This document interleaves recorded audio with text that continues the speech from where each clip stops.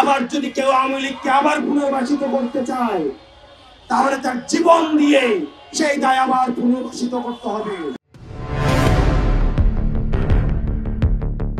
জাতীয় নাগরিক পার্টি এনসিপির দক্ষিণাঞ্চলের মুখ্য সংগঠক হাসনাত আব্দুল্লাহ বলেন, পরবর্তী বাংলাদেশ বিনির্মাণ হবে ফ্যাসিবাদ বিরোধী। যারা ফ্যাসিবাদ বিরোধী যে রাজনৈতিক দলগুলো রয়েছে, আমাদের বিভিন্ন বিষয়ের মতো পার্থক্য হবে, আমাদের পলিসির জায়গা থেকে ডিসকাশন হবে, আমাদের ডায়লগ হবে, এগ্রিমেন্ট হবে, ডিসএগ্রিমেন্ট হবে, আমাদের সব হবে আওয়ামী লীগকে এই রাষ্ট্র কাঠামোর বাইরে রেখে। রাজনৈতিক দলগুলোর মধ্যে আমাদের মতপার্থক্য হবে, আমাদের পলিসি নিয়ে আলোচনা হবে, আমাদের সব হবে আওয়ামী লীগকে রাষ্ট্র কাঠামোর বাইরে রেখে। Next Bangladesh without Awami League. পরবর্তী বাংলাদেশ হবে next Bangladesh is without Awami League. Hasnat আরও বলেন, আমরা সন্দেহের চোখে দেখছি বিভিন্ন জায়গায় ষড়যন্ত্র হচ্ছে। আমরা প্রশ্ন রাখতে চাই, এখন ইনক্লুসিভ ইলেকশনের কথা বলা হচ্ছে, কিন্তু 2014, 2018, 2024 সালের নির্বাচনগুলোতে ইনক্লুসিভ ইলেকশন কোথায় ছিল? জাতীয় নাগরিক পার্টির আহ্বায়ক নাহিদ ইসলাম বলেন, ৩রা আগস্ট শহীদ মিনারে আমরা বলেছিলাম আওয়ামী লীগ এবং এই ফ্যাসিবাদী 15 বছরের যাত্রা শুরু হয়েছিল সেই ১/১১ বন্দোবস্ত থেকে।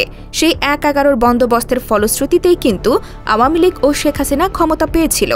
আরেকটি ১/১১ আমরা কখনো বাংলাদেশে হতে দেব না। জুলাই গণ অভ্যুত্থান পরবর্তী সময়ে আমরা বলেছিলাম ছাত্র জনতার সমর্থিত সরকারকেই অন্তর্বর্তী সরকার হিসেবে ঘোষণা করতে হবে।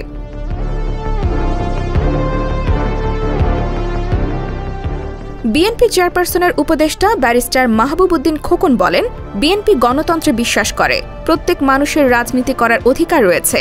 বাংলাদেশের প্রত্যেক ব্যক্তি তার সংগঠন করতে পারবে।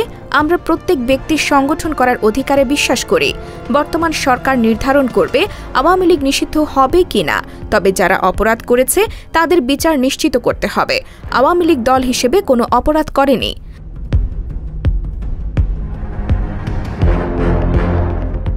গণ অধিকার পরিষদের সাধারণ সম্পাদক রাশেদ খান বলেছেন, একটি বাহিনীকে জনগণের মুখোমুখি দাঁড় করানো, বিতর্কিত করার চেষ্টা যারা করছে তারা মূলত আরেকটি ১/১১ ফিরিয়ে আনতে চায়।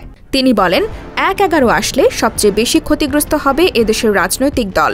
কোনোভাবেই আরেকটি ১/১১ বাংলাদেশে আনা যাবে না।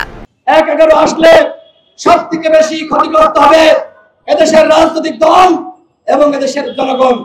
সুতরাং কোনোভাবেই আরেকটি ১/১১ বাংলাদেশে আনা যাবে না। রাশেদ খান আরও বলেন, এই যে আমাদের ওই বাহিনীকে জনগণের মুখোমুখি দাঁড় করানোর ষড়যন্ত্র চলছে, এই গণ অভ্যুত্থানে তাদের কি কোনো ভূমিকা নেই? তারা যদি ভূমিকা না রাখতো তাহলে কোনো গণ অভ্যুত্থান বাংলাদেশে হতো না। যখন সেনাবাহিনীর বন্দুকের নল ওই আওয়ামী লীগের দিকে, পুলিশের দিকে তাক করেছে, তখনই হাসিনা পালিয়ে যেতে বাধ্য হয়েছে। বিএনপির জ্যেষ্ঠ যুগ্ম মহাসচিব রুহুল কবির রিজভী বলেন, আওয়ামী লীগের রাজনীতি নিয়ে কথা হচ্ছে, কিন্তু বিচার নিয়ে কথা হচ্ছে না। দ্রুত বিচার নিশ্চিত করতে হবে।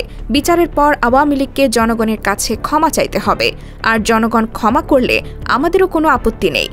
যারা অপরাধী, অপরাধের বিচার হলে তারপরে জনগণ কাছে গিয়ে তারা জনগণ যদি তাদেরকে রাজনীতি করার সুযোগ দেয়, সেখানে তো আমাদের কিছু বলার নাই। সাম্প্রতিক সময়ে হাসনাত আব্দুল্লাহ ফেসবুক স্ট্যাটাসে লিখেছেন, তিনি সহ আরও 2 জনের কাছে গত 11 মার্চ দুপুর 2:30টায় উত্তরপাড়া থেকে আওয়ামী লীগকে পুনর্বাসনের ওই পরিকল্পনা উপস্থাপন করা হয় এবং তাদেরকে বলা হয় তারা যেন আসন সমঝোতার বিনিময়ে ওই প্রস্তাব মেনে নেয়। তিনি আরও লিখেছেন, আমাদেরকে বলা হয় ইতিমধ্যে একাধিক রাজনৈতিক দলকেও এই প্রস্তাব দেওয়া হয়েছে। তারা শর্ত সাপেক্ষে আওয়ামী লীগকে পুনর্বাসনে রাজি হয়েছে। একটি বিরোধী দল থাকার চেয়ে একটি দুর্বল আওয়ামী লীগ সহ একাধিক বিরোধী দল থাকা নাকি ভালো। ফলশ্রুতিতে আপনি দেখবেন গত 2 দিন মিডিয়াতে আওয়ামী লীগের পক্ষে একাধিক রাজনীতিবিদ বয়ান দেওয়া শুরু করেছে। তিনি দাবি করেছেন, আমাদেরকে আরও বলা হয় রিফাইন্ড আওয়ামী লীগ যাদের দিয়ে করা হবে। সম্প্রতি বিবিসি বাংলাকে দেওয়া সাক্ষাৎকারে প্রধান উপদেষ্টা মোহাম্মদ ইউনূস বলেছেন, কারো অধিকার কেড়ে নেওয়ার কোনো উপায় নাই, কিন্তু যে অন্যায় করেছে, যার বিচার হওয়া উচিত তার বিচার হতে হবে, এটুকুই শুধু। বৃহস্পতিবার ইন্টারন্যাশনাল ক্রাইসিস গ্রুপের একটি প্রতিনিধি দলের সঙ্গে বৈঠকেও প্রধান উপদেষ্টা বলেছেন, আওয়ামী লীগকে নিষিদ্ধ করার কোনো পরিকল্পনা নেই অন্তর্বর্তী সরকারের, কিন্তু যারা হত্যা ও মানবতা বিরোধী অপরাধের সাথে জড়িত দেশের আদালতে তাদের বিচার করা হবে।